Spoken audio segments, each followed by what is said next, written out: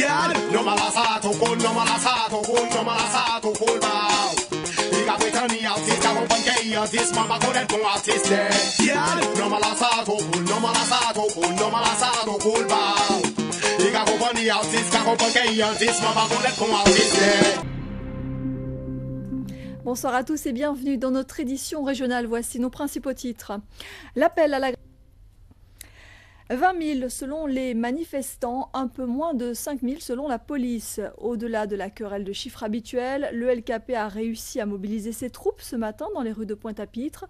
Après un long parcours, le cortège s'est rendu devant la sous-préfecture. L'objectif du collectif n'a pas changé. Il souhaite, sans succès pour l'instant, obtenir un rendez-vous avec le préfet de région pour faire le point sur l'application des accords de mars 2009. Les précisions de Steve Prudent et de Ronnie Maletti. À Basse-Terre, les effets de la grève ont été à peine palpables dans les stations-service où l'on avait pour cas. À chaque mobilisation annoncée, le LKP fait désormais trembler la Guadeloupe tout entière.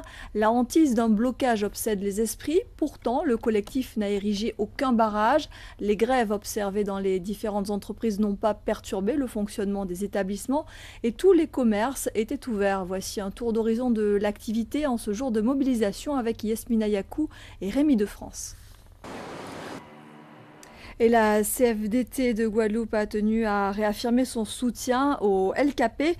Mais comme annoncé, le syndicat n'a pas participé à cette nouvelle journée de mobilisation. Je vous propose d'écouter les explications d'Henri Berthelot. Il est le secrétaire général de la CFDT. Il répond à Bruno Pensio-Villon. Et la députée guyanaise Christiane Taubira a déclaré soutenir complètement le mouvement. Selon elle, il faut que l'État tienne ses engagements. Christiane Taubira, interrogée par Laurence Théatin et Thierry Ravalet. Et un autre soutien politique, celui du NPA d'Olivier Besancenot, qui a affirmé dans un communiqué sa totale solidarité avec la lutte du LKP, du peuple de Guadeloupe et des revendications qu'il porte. Olivier Besancenot que l'on avait vu en Guadeloupe à l'occasion de plusieurs manifestations du LKP. Et puis Jean Hameau, l'administrateur du diocèse de la Guadeloupe, a tenu lui aussi à s'exprimer sur cette grève en livrant une vision de ce mouvement. Selon Jean Hameau, la situation sociale et économique reste préoccupante en Guadeloupe. Il y a pour lui un vent d'inquiétude qui souffle. Il n'y a pas de paix sans justice, toujours selon le père Hameau, le monseigneur Jean Hameau. Monseigneur Jean Hameau qui appelle d'ailleurs à la concertation et au dialogue pour la prospérité de la Guadeloupe. Dans le reste de l'actualité sociale à présent, les restaurants McDonald's sont touchés par une grève. Une partie des salariés affiliés à l'UTHT-RUGTG a cessé le travail pour exiger de meilleures conditions de travail. La plateforme de revendication va de l'augmentation de certaines primes à l'ouverture de négociations d'accords de branche de la restauration rapide. Les fast-foods qui, malgré cette grève, sont restés ouverts. Le point avec Patrice Gonfier et Philippe Grenier. Et ces grèves nous amènent à faire le point sur la situation, le contexte économique difficile de la Guadeloupe. L'investissement est en retrait tant du côté des entreprises que des particuliers. La hausse des prix s'accélère, les demandeurs d'emploi sont toujours aussi nombreux et l'activité reste en berne dans tous les secteurs, comme nous l'explique Jean-Charles Théobald. En bref, le dépouillement des votes pour les élections de la nouvelle chambre de commerce et d'industrie des îles de Guadeloupe est terminée. La liste Rassemblement pour l'entreprise Guadeloupe menée par Colette Coury a remporté un succès, notamment dans le secteur industrie où elle était candidate. Elle a obtenu 1058 voix contre 92 contre la liste de M. Adélaïde. La participation de votants avoisine les 25%, à peu près identique à celle de la Martinique. Les résultats officiels seront en tout cas communiqués par la préfecture dès demain. Et puis c'est officiel, Marie-Luce Panchard sera bien en visite dans notre département ce week-end. Une visite privée durant laquelle la ministre de l'Outre-mer aura l'occasion de lancer son club de réflexion politique baptisé Opération Vérité. Marie-Luce Panchard qui devrait être là également à l'occasion de la visite de Nicolas Sarkozy, le président qui sera aux Antilles à la fin de l'année, en début d'année 2011. C'est à la Martinique que le chef de l'État présentera ses vœux à l'outre-mer. Ce voyage s'inscrit dans un cycle de vœux à l'outre-mer inauguré à La Réunion en 2008. La 9e séance du Conseil communautaire de Cap Excellence s'est tenue ce matin à Pointe-à-Pitre. Cette réunion a permis que certaines compétences comme l'eau, l'assainissement, l'organisation des transports ont été transférées dans leur totalité.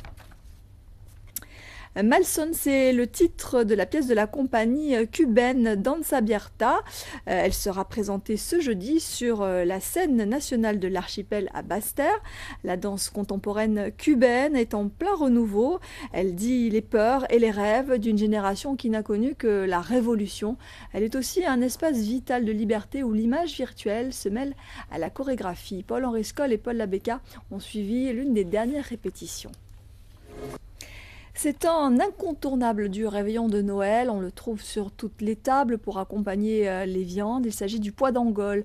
Sa récolte est une tradition bien ancrée en Guadeloupe et plus particulièrement à Marie-Galante. Mais sur l'île aux 100 moulins, la culture de ce que l'on nomme le pois d'Ibois s'est un peu perdue en raison de la concurrence venue d'Amérique du Sud. Pourtant, certains Marie-Galantais perpétuent cette tradition en faisant valoir la qualité de leur production. Le reportage de Laurent Bélanger. Une voix qui résonne depuis de nombreuses années au Noël Kakado, celle de Médée, chanteuse de Bélé. Elle est une figure incontournable de ce rendez-vous traditionnel et populaire de vieux habitants. À 89 ans, elle demeure impliquée dans cette grande fête et sera présente d'ailleurs ce vendredi une nouvelle fois à vieux habitants. Emmanuel Gombeau et Jean-Marie Mavounzi sont allés à sa rencontre. Ils nous dressent son portrait. Voilà, Noël Kakado, ce sera donc ce vendredi à Vieux Habitants. L'ouverture de la 3e édition du Festival mondial des arts nègres au Sénégal. Ce festival se tient jusqu'au 31 décembre au stade de Dakar.